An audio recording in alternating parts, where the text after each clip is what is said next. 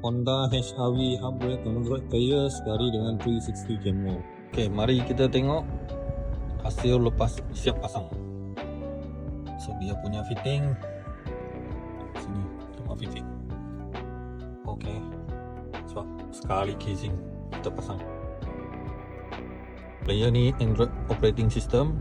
So dalam dia ada apps okay, seperti Google Map, okay, Netflix, YouTube, Waze dan juga Play Store.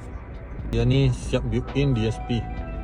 So ini dia punya equalizer mode.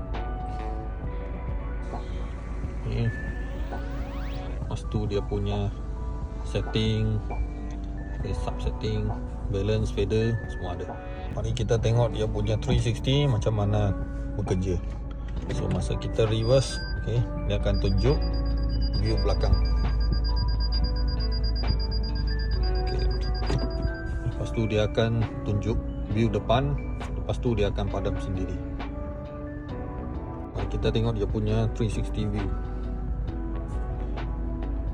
Ini view depan, ini view belakang, view kiri, view kanan, okay, narrow view, full view dan juga 360 3D view. Owner pakai Honda HR-V.